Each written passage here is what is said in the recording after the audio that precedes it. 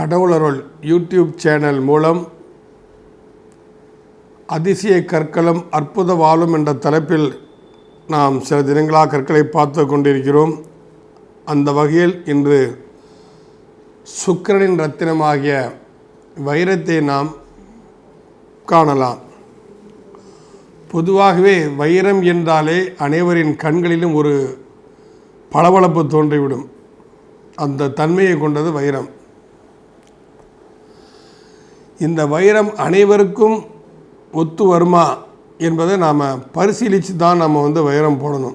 பல கோடீஸ்வரங்க இருக்காங்க, வைரக்கற்கள் வைர நகைகள் எல்லாம் வீட்டில் இருக்கும். ஆனால் அடிக்கடி டாக்டருக்கு கொடுத்துக்கிட்டே இருப்பாங்க.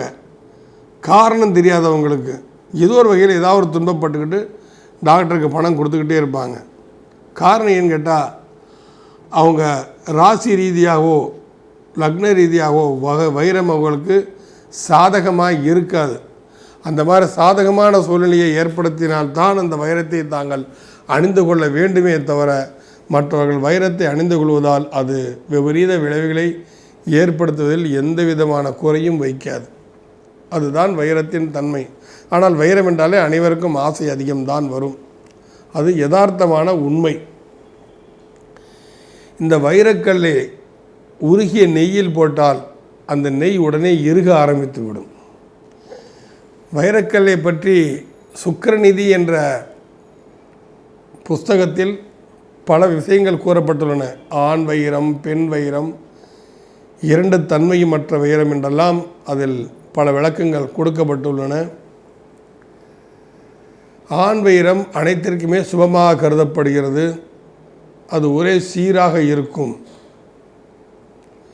பெண் வைரம் சற்று உருண்டை தன்மையை கொண்டது. ஆண் வைரம் சற்று சதுரத்தன்மையை கொண்டதால் பெண் வைரம் சற்று உருண்டை தன்மையை கொண்டது, கருடமுருடாக இருக்கும்.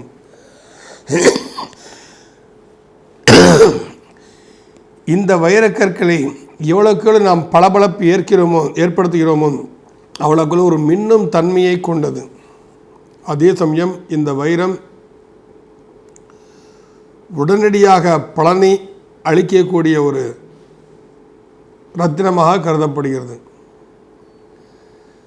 இந்த ராசி ரீதியாக வைரங்களை யாரெல்லாம் அணியலாம் என்பதை நாம் சற்று பார்ப்போம். மேச ராசிக்கு 2 மற்றும் மாரகஸ்தானம் என்று சொல்லும் 7ஆம் இடத்துக்கு அதிபதியாக அந்த சுக்கிரன் வருவதால் அந்த சுக்கிரன் ரத்தினமாகிய வைரத்தை மேசராசிக்காரர்கள் அதிகபட்சமாக அணியாமல் இருப்பது தான் நல்லது. இருப்பினும் சுக்கிரனின் மகாதிசை என்பது 20 வருடம் வருவதால் இவர்கள் சுக்கிர மகாதிசையிலோ இல்லை சுக்கிர புத்தி அந்தரங்கள் ஓடும் காலங்களிலோ மட்டுமே வைரம் அணியலாம். மற்றபடி இவர்கள் வைரம் அணியாமல் இருப்பது தான் மேசராசிக்கு சால சிறந்தது. அடுத்தபடியாக ரிஷவராசி. இந்த ரிஷவராசி என்று எடுத்துக்கொள்வோமே, ஆனால் இந்த ரிஷவராசிக்கு அதிபதியே சுக்கிரனாக வருவதால் இவர்கள் எப்பொழுதுமே வைரக்கல்லை அணிந்து கொண்டிருக்கணும்.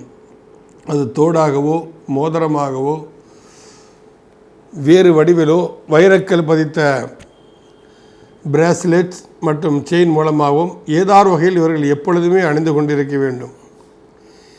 இந்த வைரக்கல் விலை உயர்ந்த கல்லாக வருவதால் இந்த கல்லை வாங்க முடியாதவர்கள் வெண்மை நிற ஸ்படிக கற்களை பயன்படுத்தலாம். வெண்மை நிற புஷ்பராகக்கல்லையும் பயன்படுத்தலாம். வைரத்திற்கு மாற்றாக ஸ்படிகம் மற்றும் புஷ்பராகக்கல்லை இவர்கள் நன்றாகவே பயன்படுத்தி கொள்ளலாம். இந்த ரிஷபராசிக்காரர்களுக்கு இந்த வைரம் அணிவதால் எதிரிகள் தொல்லையிலிருந்து விடுபடுவது அல்லாமல் பூத பிசாசுகளின் தாக்கத்திலிருந்தும் இந்த வைரம் இவர்களை காப்பாற்றும். ஆகையால் ரிஷபராசிக்காரர்கள் எப்பொழுதுமே வைரம் அணிந்திருப்பது மிகவும் சாலச் சிறந்தது. அடுத்தபடியாக மிதுனராசிக்கு அதிபதி புதனுக்கும் சுக்கிரனும் நட்பு கிரகங்களாக வருவதால் அந்த மிதுனராசிக்காரர்களும் வைரத்தை அணிந்து கொள்ளலாம். அதோடு அந்த மிதுனராசிக்கு அதிபதியாக புதனின் ரத்தினமாக விளங்கக்கூடிய மரகத பச்சையும் அதோடு அணிந்து கொண்டால் அது ஒரு அதீதமான ஒரு கவர்ச்சியை, ஒரு தோற்ற பொலிவை ஏற்படுத்தி அவர்களுக்கு ஒரு உன்னதமான நிலைக்கு அழைத்து செல்லும். ஆகவே மிதராசிக்காரர்களும் எப்பொழுதும் மரகத பச்சை வைரக்கல்லை அணிந்து கொள்ளலாம். மரகத பச்சையோடு சேர்த்து வைரக்கல்லையும் அணிந்து கொள்ளலாம். கடகராசிக்கு அதிபதியான சந்திரனுக்கு சுக்கிரன் பாதகாதிபதியாக வருவதால் இந்த கடகராசிக்காரர்கள் வைரத்தை அணியாமல் இருப்பது தான் அவர்களுக்கு நல்லது. அதை மீறி அணிந்து கொள்வார்கள். ஆனால் தேவையற்ற உடல் உபாதைகள், இரத்த சம்பந்தப்பட்ட பிரச்சனைகள், தாயார் சுகம் கெடுதல், வீடு வாசல் வாகனம் போன்றவற்றில் ஒரு தேவையற்ற இழப்புகள் ஏற்படாமல் இருக்கும். ஆகவே இவர்கள் வைரம் அணியாமல் இருப்பதுதான் இவர்களுக்கு சாலச் சிறந்தது. அதே போன்ற சிம்மராசிக்கு அதிபதியாக சூரியனும் சுக்கிரனின் பாதகாதிபதி ராசியாக வருவதால் இந்த சிம்மராசிக்காரர்களும் வைரக்கல் அணியாமல் இருப்பது தான் நல்லது. அடுத்தபடியாக கன்னிராசிக்கு அதிபதியான புதன் சுக்கிரனுக்கு நட்பு கிரகமாக வருவதாலும் அந்த சுக்கிரன் கன்னிராசிக்கு 2 மற்றும் 9ஆம் என்று சொல்லக்கூடிய பாக்கியஸ்தானாதிபதியாக வருவதாலும் இந்த கன்னிராசிக்காரர்களும் வைரம் அணிந்து கொள்ளலாம். இவர்களுக்கு அது ஒரு பாக்கிய உன்னதியையும் குடும்பத்தில் சௌபாக்கியக்கூடிய தன்மையும் வாக்கு வன்மையில் மேலோங்கி நிற்கும் ஒரு தன்மையும் இந்த வைரக்கல் இவர்களுக்கு வழங்கும். அதுக்கு அடுத்தபடியாக துளாராசிக்காரர்களுக்கு வைரம் எப்பொழுதுமே அணிந்து கொண்டிருக்க வேண்டும். காரணம், துளாராசி அதிபதி சுக்கிரனின் ரத்தினம்தான் இந்த வைரம். ஆகையால் துளாராசிக்காரர்கள் எப்பொழுதுமே இவர்கள் வைரம் அணிந்து கொண்டிருக்கலாம். இதனால் அவர்களுக்கு ஒரு பாக்கிய உன்னதியோடு மட்டுமல்லாமல் இவர்களுக்கு ஒரு பாதுகாப்பு கவசமாக விளவும். ரிஷபராசிக்கு கூறியதைப் போல் செய்வினை கோளாறு தீமைகளவற்றிலிருந்து இவர்களை பாதுகாக்கும் கவசமாக வைரம் இவர்களுக்கு செயல்படுவதால் துளாராசிக்காரர்கள் எப்பொழுதுமே சுக்கிரனின் ரத்தினமாக வைரத்தை அணிந்து கொள்வது தான் மிகவும் நல்லது. அடுத்தது விருச்சிக ராசிக்கும் சுக்கிரன் 12 மற்றும் மாரக ஸ்தானாதிபதியாக வருவதால் இந்த ராசிக்காரர்களும் வைரத்தை அணியாமல் இருப்பது தான் மிகவும் நல்லது. அடுத்தபடியாக தனுசு ராசிக்கு சுக்கிரன் 6 மற்றும் 11ஆம் அதிபதி ஆவார். மேலும் தனுசு ராசிக்கு அதிபதியாக குருவும் சுக்கிரனும் பகை கிரகங்களாக கருதப்படுவதால் இந்த தனுசு ராசிக்காரர்கள் சுக்கிர மகாதிசை அந்தரபுத்தியில் மட்டுமே இந்த வைரக்கல்லை அணிய வேண்டும். அவ்வாறு அணிவதால் அவர்களுக்கு தேவையற்ற பிரச்சனைகளிலிருந்து அவர்களை ஒரு பாதுகாக்கக்கூடிய ஒரு தன்மையை இந்த வைரக்கல் உருவாக்கும். அடுத்தபடியாக மகர ராசிக்காரர்களுக்கு சுக்கிரன் முழு யோகாதிபதியாக வருவதால் இவர்கள் எப்பொழுதுமே வைரக்கல் அணிந்து கொண்டிருப்பது மிகவும் மகத்துவமிக்கதாக கருதப்படுகிறது. சுக்கிரனின் ரத்தினத்தோடு சனியின் ரத்தினமாக நீளத்தையும் அணிந்து கொள்வது இவர்களுக்கு ஒரு அதீத உன்னதமான ஒரு மேன்மையை தரும்.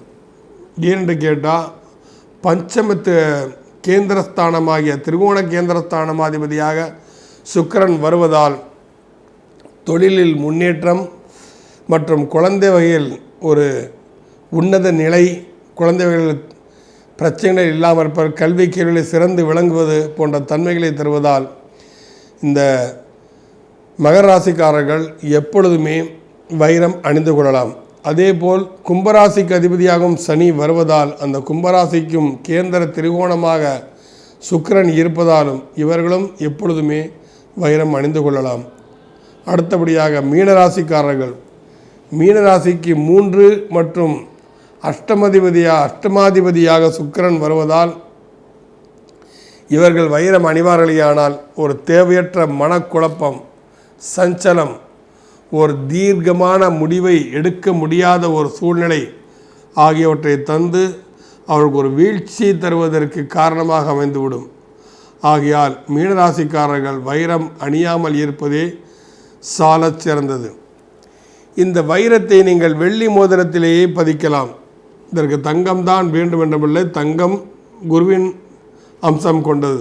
ஆகையால் வெள்ளி மோதிரத்தில் இந்த வைரத்தை பதித்து ஒரு வெள்ளிக்கிழமை என்று காலையில் அந்த மோதிரத்தை சுத்த ஜலத்தாலோ பசும் பாலினாலோ அபிஷேகம் செய்து தூப தீப நெய்வேத்தியங்கள் காட்டி அந்த டச்சிங் ரிங் அமைப்பில் உள்ள அந்த வைரக்கல் மோதிரத்திற்கு வைர சுக்கிரனின் காயத்ரி ஜபமாகிய ஓம் ரஜதாபாய வித்மஹே பிரகுசுதாய தீமகி தன்னோ சுக்ர பிரச்சோதயாது என்ற சுக்கிரனின் காயத்ரி மந்திரத்தை 108 முறை கூறிவிட்டு சுக்கிரனின் மூலமந்திரம் என்று சொல்லக்கூடிய ஓம் ஸ்ரீம் சும் சுக்ராய நமஹ, ஓம் ஸ்ரீம் சும் சுக்ராய நமஹ, ஓம் ஸ்ரீம் சும் சுக்ராய நமக என்று 20,000 முறை ஜபம் செய்துவிட்டு மொச்சை சுண்டல் நெய்வேத்தியம் செய்து அனைவருக்கும் விநியோகித்து விட்டு வலதுகை மோதிரவர்களில் அணிந்து கொள்வீர்களே ஆனால் அது ஒரு அதீதமான உன்னதமான மேன்மையான நிலையை அது கொடுக்கும் என்பதில் எந்தவித மாற்று கருத்தும் இல்லை. அது மட்டுமல்லாமல் சௌபாக்கியம் வியாக்கதம் சத்யம் என்று சொல்லக்கூடிய சுக்கிரனின் நித்திய யோக நட்சத்திரங்களில் இருப்பவர்கள் யோகாதிபதி அவர்களும் சுக்கிரனுடைய இந்த வைரக்கல்லை அணிந்து கொண்டு வாழ்க்கையில் மேன்மையடையலாம். சுக்கிரன் யோகாதிபதிக்கூடிய அவர்கள் நித்தியோகிகள் சௌபாக்கியம் வியாக்கதம் சாத்தியம். இந்த நித்திய யோகத்தில் பிறந்தவர்களும் வைரக்கல்லை மோதிரமாக அணிந்து கொண்டு அதிக நன்மையை பெறலாம். நன்றி, வணக்கம்.